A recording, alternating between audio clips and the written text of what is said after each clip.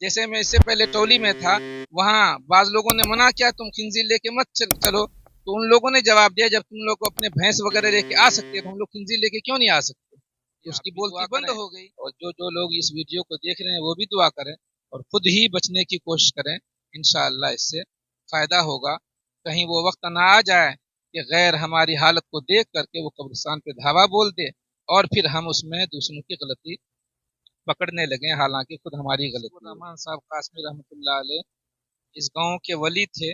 اور پورے گاؤں کے اوپر ان کا احسان تھا، جہاں کہیں بھی کسی طرح کی برائی ہوتی تھی تو اس میں پیش رہتے تھے، نوجوانوں کے ذریعے سے ہو یا ذمہ داروں کے ذریعے، مکھیا ممبر کے ذریعے سے۔ لیکن خصوصاً قبرستان کے سلسلے میں میرے سامنے تو ان کا زیادہ وقت نہیں گزرا، مجھے 10 سال ہی ہوئے۔ میں آیا تھا دوبیلی گاؤں، پورنیہ ضلع اور یہ مشہور ہے اس گاؤں کے اور سب کے چہیتے تھے، لیکن آج اپنے قبر میں آرام فرما رہے ہیں اور کیا کیا نصیحت اس قبرستان کے بارے میں کہتے ہوئے دنیا سے گئے ہیں، وہ ساری باتیں انشاءاللہ تعالیٰ میں کرنے والا ہوں۔ ان کا نام تھوڑا میں نے حسیب الرحمان قاسمی صاحب ان کے نام تھے، اور ابھی آج دنیا میں نہیں ہے، اپنی قبر میں آرام فرما رہے ہیں۔ اس کی بات کچھ میں تازہ کرنے کے لیے ہمارے ساتھ ابھی اس وقت مفتی شمس تبریز صاحب ہمارے سامنے ہیں جو قاسمی، ان سے کچھ ان کے بزرگ کے بارے میں، حسیب الرحمان صاحب کے بارے میں کچھ باتیں پوچھیں گے اور اس کے بارے قبرستان کے بارے میں کیا کیا باتیں بتلا کے گئے ہیں وہ ساری باتیں ہم کرتے ہیں۔ شمس تبریز صاحب، السلام علیکم ورحمۃ اللہ۔ وعلیکم السلام۔ سب سے پہلے ہمارے چینل پر آپ کا بہت بہت سواگت ہے کہ آپ ہمارے چینل پر آئے تو اپنا وقت میں سے وقت نکالے ہیں۔ ذرا ہمیں مولانا حسیب الرحمان صاحب کے ذرا بتائیں کہ قبرستان کو لے کر کے کیا فکر لے کے دنیا سے بولتے بولتے۔ حسیب الرحمان صاحب قاسمی رحمۃ اللہ علیہ اس گاؤں کے ولی تھے اور پورے گاؤں کے اوپر ان کا احسان تھا، جہاں کہیں بھی کسی طرح کی برائی ہوتی تھی تو اس میں پیش رہتے تھے، نوجوانوں کے ذریعے سے ہو یا ذمہ داروں کے ذریعے، مکھیا ممبر کے ذریعے سے۔ لیکن خصوصاً قبرستان کے سلسلے میں میرے سامنے تو ان کا زیادہ وقت نہیں گزرا، مجھے 10 سال ہی ہوئے سعودی سے آنے کے بعد وہ، لیکن اس میں جو 4-5 سال بچے اس میں ان کی کافی محنت رہی اور وہ روتے ہوئے گئے اور ہمیشہ جو ہے تمام مسجدوں میں جا کر بیان کرتے تھے، مجھے بھی تاکید کرتے تھے کہ تم بھی نصیحت کرو، اور ہم نے انہی کے مشورے پر، انہی کی رہنمائی میں یہاں لوگوں کو، محلے کے لوگوں کو، آس پاس کے لوگوں کو جمع کروا کر کے، ہزاروں سمجھ لیجئے کئی سو بانس جمع کر کے، اور دونوں جگہ گیٹ پر جو ہے کافی مضبوط دیوار بنوا دی تھی۔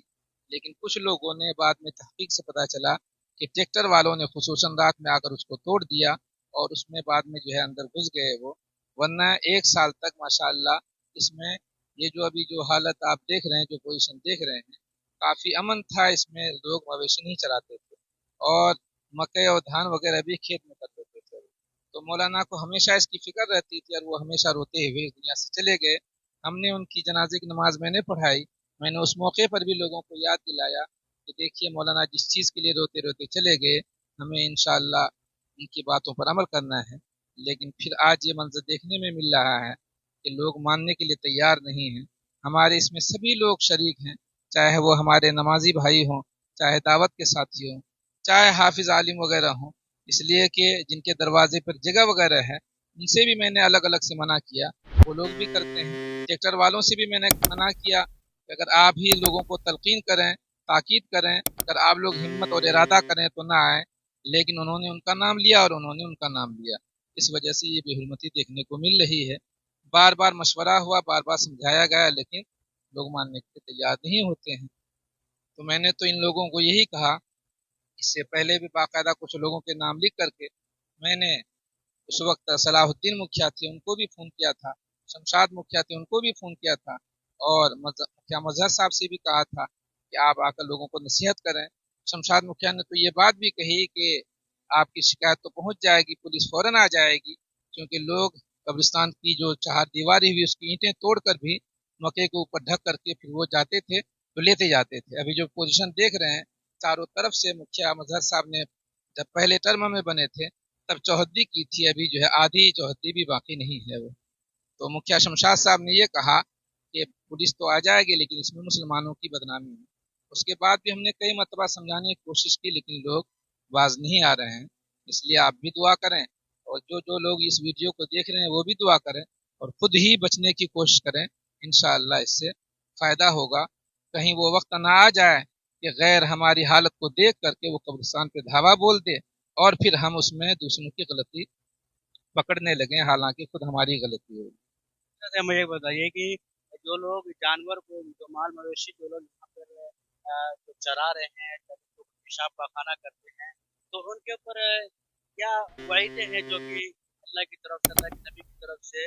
جو ڈرایا گیا ہے کہ ایسے حرکت کرنے والے، تو اس کے بارے میں جو ویڈیوز ہمارے دیکھ رہے ہوں گے، اگر وہ لوگ حرکتیں کریں تو ہو سکتا ہے ڈر جائے آپ کی بات نصیحت یا ان لوگوں کو تھوڑی سی نصیحت کریں۔ قبر کے اوپر چلنا یہ حرام ہے، اس سے منع کیا گیا حدیث پاک میں، اور یہ کہا گیا کہ جب قبرستان داخل ہوں تو سلام کریں، السلام علیکم یا اہل القبور، اور پھر اس سے آگے بھی دعا ہے وہ کہ تم آ گئے اور ہم انشاءاللہ تمہارے پیچھے آنے والے ہیں۔ تو لوگوں کو اس سے نصیحت حاصل کرنی چاہیے، اور قبرستان میں آ کر کے کوئی دعا وغیرہ پڑھ دیتا ہے وہ، تو اس سے مردوں کو ثواب ملتا ہے، ثواب پہنچتا ہے وہ، لیکن لوگ ان باتوں کو بالکل بھول گئے۔ اب پوزیشن یہ ہے کہ چاہے آدمی پاک ہو یا ناپاک ہو، عورتیں پاک ہو یا ناپاک ہو، بلکہ ہم نے تو اپنی آنکھوں سے دیکھا کہ چھوٹے چھوٹے بچوں کو لے کر آ گئے اور بچوں نے پیشاب پخانہ کر دیا، جانور تو پیشاب پخانہ کرتی ہی۔ میں نے ان لوگوں کو بھی دیکھا جن کے دروازے پہ جگہیں کافی ہیں، لیکن دروازے پہ نہ کرنے کے بجائے 3 دن کا کام ایک ہی دن میں نمٹانے کے لیے وہ قبرستان آ جاتے ہیں۔ اسی طرح میں نے ان لوگوں کو بھی دیکھا جن کے پاس زمین خالی ہے، وہ اپنی زمین پہ نہ کرنے کے بجائے قبرستان آ جاتے ہیں، اور میں نے اس میں بجائے روکنے کے ان لوگوں کو پیش قدمی کرتے دیکھا جو مسجد بھی آتے ہیں، دعوت سے بھی جڑے ہوئے ہیں۔ اس لیے میں نے کہا کہ آپ بھی دعا کریں، اور اللہ تعالیٰ ان لوگوں کو ہدایت دے۔ قبرستان میں چلتے وقت بھی اس کا لحاظ کرنا ضروری ہے کہ کہاں قبر ہے، ہم قبر کے اوپر پیر نہ دیں، بلکہ جدھر راستہ ہے ہم ادھر چلیں۔ آپ سعودی چلی جائیں گے، وہاں اکثر قبرستان میں یہ حالت ہے کہ دونوں طرف قبر ہے، بیچ میں راستہ ہے، چاہے وہ جنت البقیع ہو، چاہے جنت المعلی ہو، چاہے مقبر حوا ہو جدہ میں، وہاں یہ ہے کہ 2 قبر ہے اتر دکن کر کے، پھر ایک راستہ ہے، پھر 2 قبر ہے، پھر ایک راستہ ہے۔ لیکن ہمارے یہاں ہندوستان میں اور آس پاس میں لوگ جاننے کے باوجود بھی اپنے ہی جہاں ان کے ہی باپ دادا وغیرہ مدفون ہیں ان کی قبر کا بھی لحاظ نہیں کرتے ہیں اور اس کو رون ڈالتے ہیں۔